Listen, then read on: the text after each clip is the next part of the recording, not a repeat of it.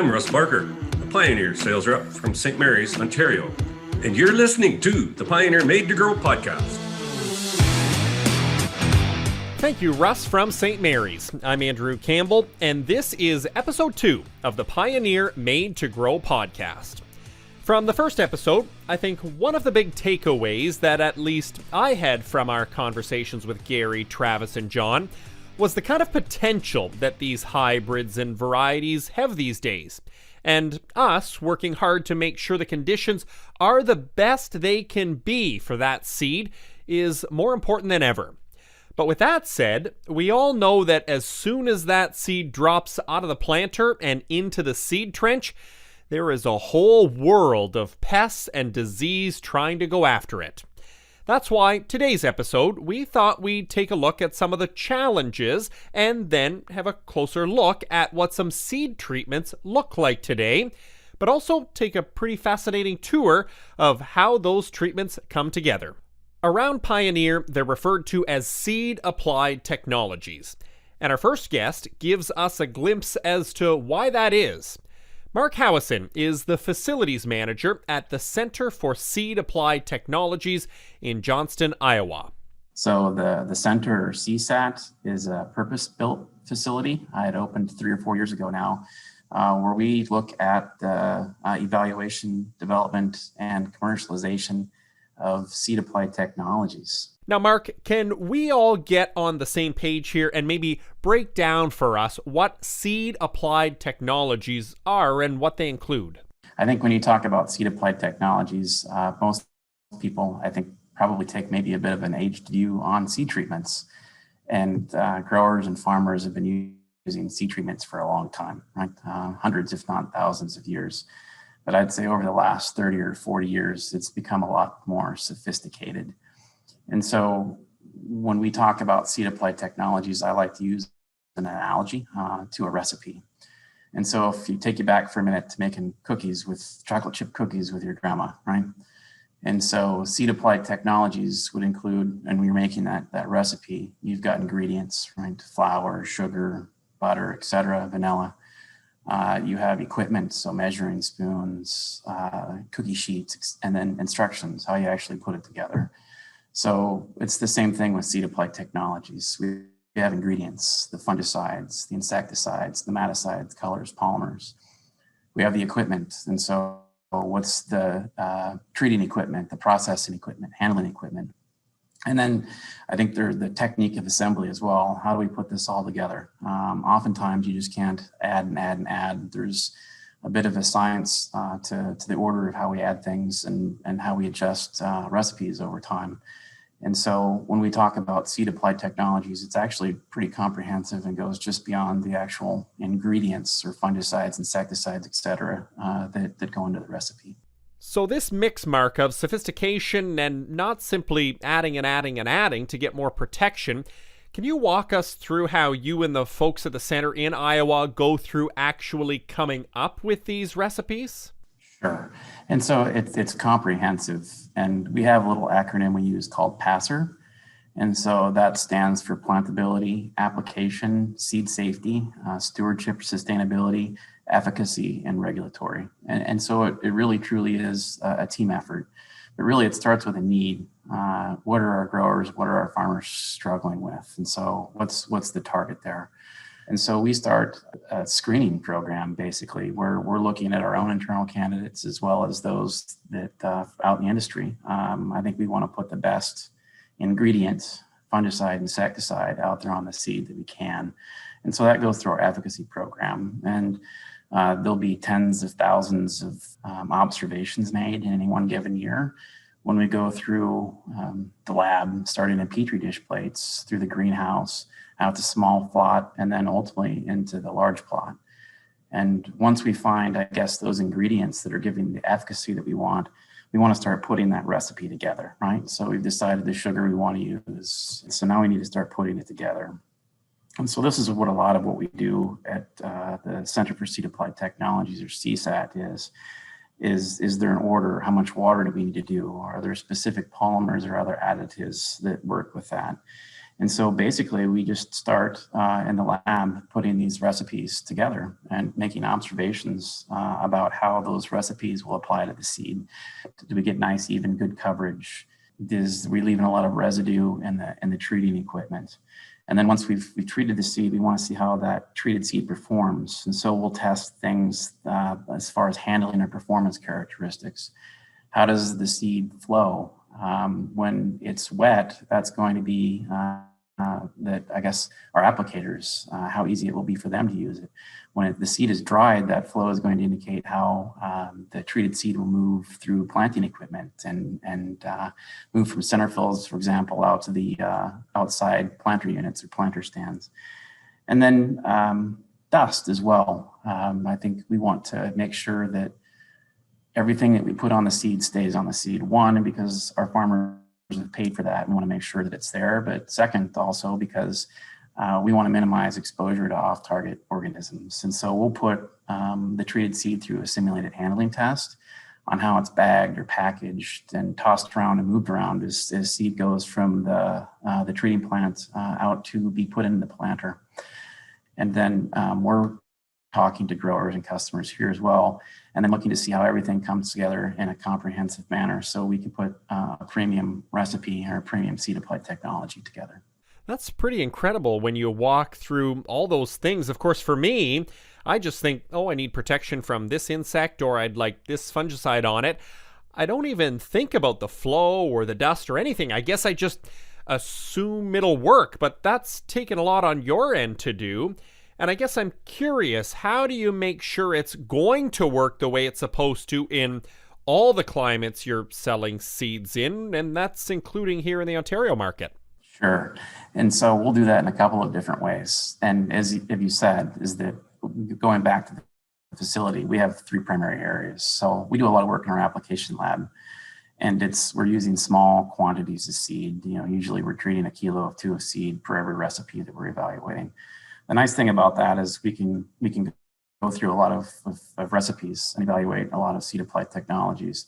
The challenge with that is that it doesn't really replicate reality, right? That application lab is 22 degrees Celsius. That's not where farming happens, right?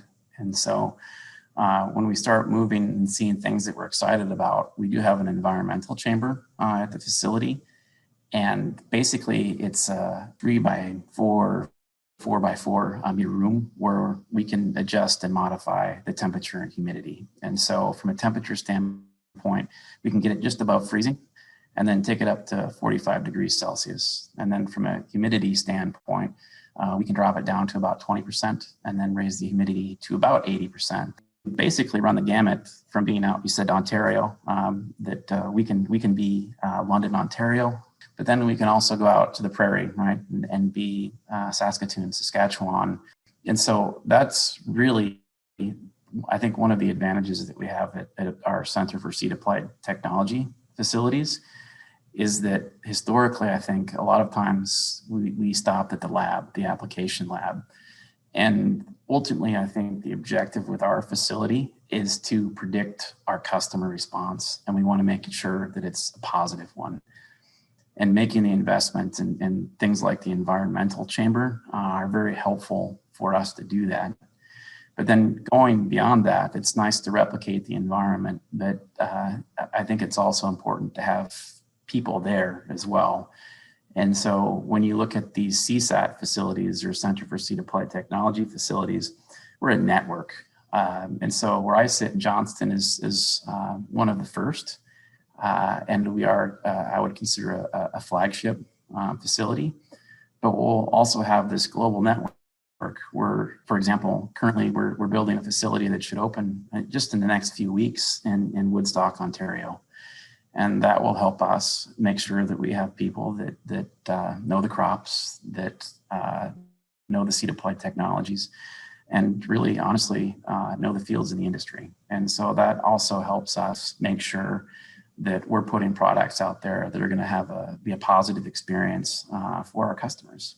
It sounds like with your center, plus this new one in Woodstock, and then the rest of the global network, it sounds like you and your growing team are really trying to stay ahead of all of the things out there in the environment that are trying to go after that seed. That's right. And I think that's a good point, right? And if you look at that, is that there's always going to be new challenges in agriculture. I mean, there have been from the beginning, and they will be till the end, right? And so if you think about that, I think that we kind of talked about historical, when seed treatments were really started to first be more professional and prevalent, that oftentimes it was just a pretty broad spectrum fungicide that was probably intended for foliar sprays, for example.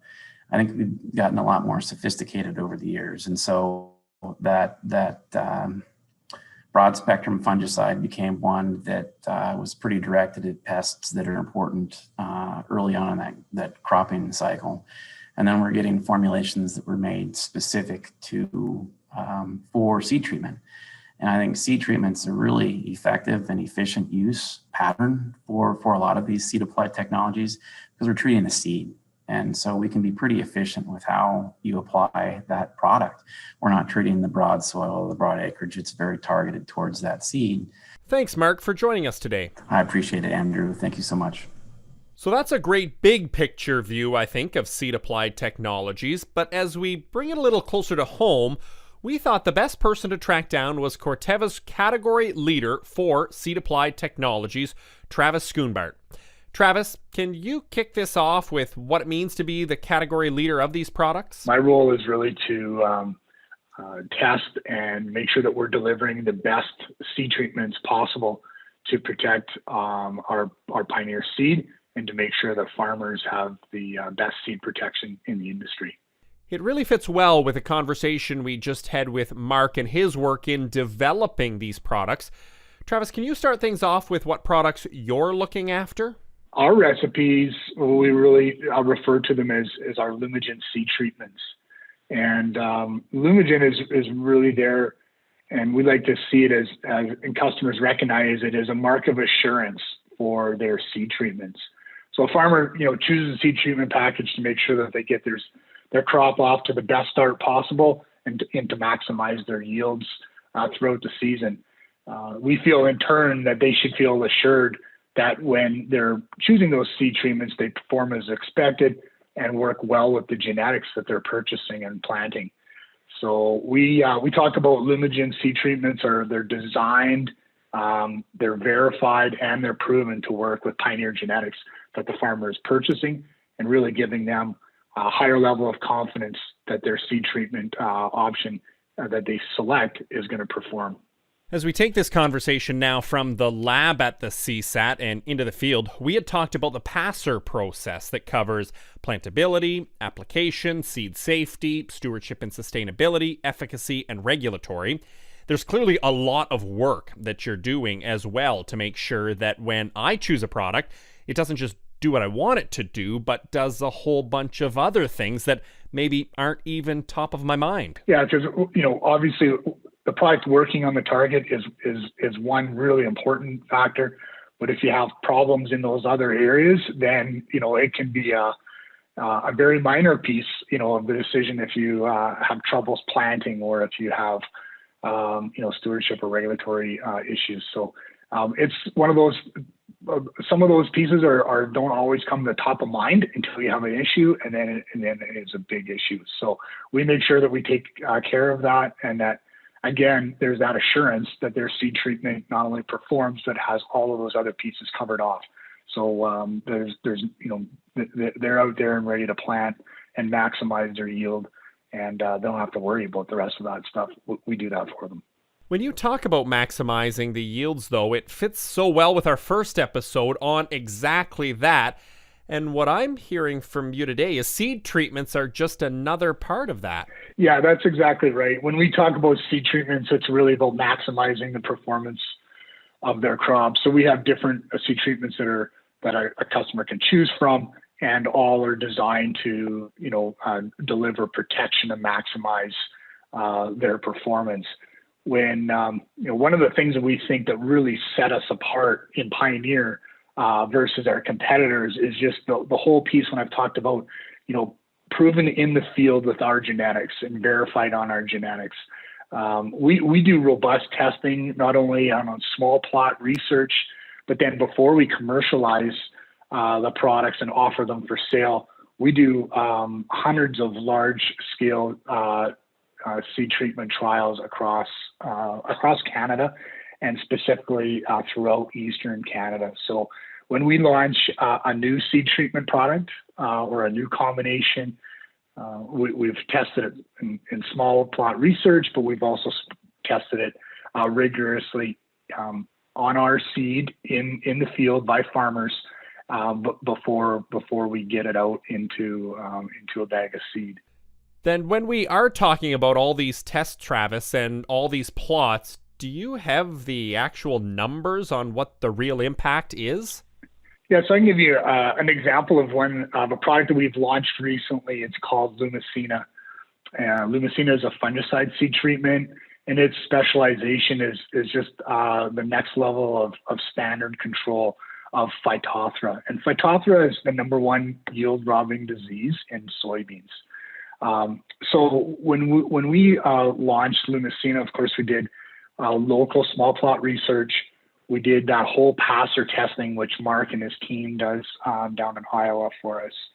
And then the year before we launched, we did 128 field size locations across Canada.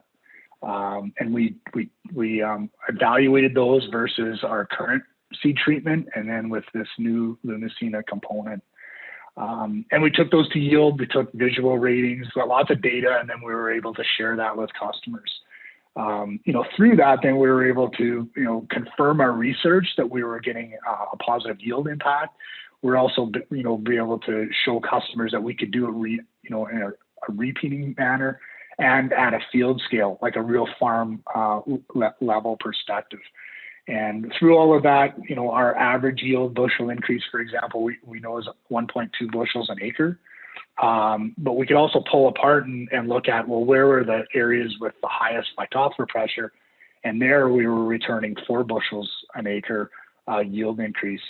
So those all, add to the, the confidence that the farmers can have when they're investing in different seed treatments. Travis, I really appreciate the chat today. Thanks very much. Thank you. Pleasure was all mine. Our third guest for today is someone who's covered a lot of acres here in Ontario as an agronomist for Pioneer. Holly Loucas, thanks for taking the time to chat today. Can you start by sharing what that agronomist title you've got means you're doing for growers in the province? Sure. Thanks, Andrew. I support all of our sales staff, and I spend a lot of my summer looking at our agronomy trials and products out in the field and helping our reps and growers grow better crops. Now, I'm really glad to have you join us, Holly, to bring this discussion about seed-applied technologies to an Ontario level. Can you give us an idea from what you see in the field, what role these treatments have? I think seed treatments have a great fit in Ontario. We have sometimes some cooler temperatures in the spring. We're surrounded by lakes. Sometimes we get some water, some rainfall in season. So a seed treatment on your seed just kind of gives you that insurance package that if Mother Nature throws a curveball after you get seed planted in the ground, it just gives you a little bit of an insurance package to make sure that your seed's protected from any insects that might come along and chew on it, or any diseases that we get from some cool or some wet conditions in the spring before the seed gets out of the ground. And that's exactly what we were talking about on our first episode, about the importance of planting in good time come spring. Do these give us a few extra days advantage? We basically need to plant when the soil's fit. So if the soil's not fit, your seed treatment's not going to help you any. But you do get the fungicide in there, helps protect against any early season diseases that we might see. That's usually what we suffer from an early planting scenario. So I guess a little bit, but it's certainly not. You still have to wait till the ground is fit before you can put seed in the ground. Then, Holly, as you do look at when a grower is heading into the field in the spring, you mentioned fungicide, but what are we really watching for here in Ontario? Or at least, what do we see as higher risk threats to corn and soybeans? I think corn seed, putting a fungicide on corn seed is a must. There's just the usual culprits, the pythiums. We call them the pea fungi that are in the soil early in the season. So that's kind of, you'd never put a bare corn seed in the ground. So mainly the other option is an insecticide on there. So protecting against wireworms, grubs, the usual insect pests that we have, the seed corn maggot that can chew on your seed. So I feel like corn's such a high value crop that we don't always, seed treatments are more, they're the normal on a corn seed. We don't really think about cutting corners or saving money on corn seed. But I feel like soybeans are one of those crops that we tend to have some areas that don't yield as high. So the seed treatment it is a cost to put both the fungicide and insecticide on the seed. So there's a lot of ground. If you're on the heavier ground, that's where we struggle with a lot of the root rot diseases like Phytophthora and Pythium, Rhizoctonia. Fungicide on the heavier ground is kind of a good bet. And we don't struggle as much with the insecticide or with the insect pests on the heavy ground. There is some just fungicide only soybeans that go out there. And then once we get onto that lighter ground and into some of the loamier ground, that's where you start to see the insect pests more frequently, to where putting a seed treatment on is definitely an advantage. Looking at things like bean leaf beetle, seed corn maggots, one of the main ones, especially if there's a heavy crop residue cover down there. As well, we get some soybean aphid protection going in season. So I feel like most areas of Ontario, there's enough benefit to put a fungicide and insecticide on, and we do see the benefit, the yield boost. It's more of a protection on your yield because you're protecting your plants coming out of the ground. Well, Holly, Travis was actually just mentioning about the actual numbers he can pull from plots. When you're doing plots side by side, do you see those same advantages? So Lumagen contains our new fungicide called Lumagen, which we were out in the field a couple of years ago when we were first launching the product and doing some Lumagen side-by-side comparisons. And what strikes me is, you always like to see something when you use any of these treatments. And with Lumagen, when we were digging up soybean plants before the third trifoliate, somewhere in between first and second trifoliate, it's the best time. But you can dig up these plants in any sort of soil type and find with Lumagen just a much bigger root mass. So as an agronomist talking to growers, what makes me happy is to dig that up and look at it and know that those soybean plants with that seed treatment got off to a quicker start and they had more roots early in season. And we all know that the more root mass you have early in that season, the more nutrients they're absorbing, and that plant's just getting going and growing a lot faster. So all of that goes into that plant getting a good start, an early start that's going to end up in yield in your pocket. And that's what we were seeing with those seed treatments. So anytime you can see a yield advantage, treatment after treatment after treatment, we were getting 1 bushel an acre kind of yield advantage. That's just money in your pocket from putting a seed treatment on that you would normally put on anyways. It's now our standard fungicide seed treatment on soybeans. So that was really neat to see. It's nice to see a nice visual like that. Holly, I really appreciate you walking us through the Ontario perspective of all things seed-applied technologies. Well, I certainly thought that was a great discussion today, and I'm hoping you were able to pick up a few things as well. Certainly the perspectives that come from the development of these treatments and all the way to the field as reminders of just what the threats those seeds are up against. Now that's it for today. Coming up next time is a look at the management side and what some of the tough decisions that need to be made each year when it comes to marketing grain and managing profitability. Plus, when grain prices are as strong as they are, is this the time to test drive some new ideas? It's all coming up next time. On behalf of the entire Pioneer team, thank you so much for listening to the Pioneer Made to Grow podcast. If you enjoyed today's show, we hope you'll recommend us to a friend or rate us on your preferred podcast platform. You can also get in touch on Twitter at the handle Pioneer Seeds CA, or get a hold of me on my personal handle, Fresh Air Farmer. And for more information or advice, you can always talk to your local Pioneer rep or visit pioneer.com.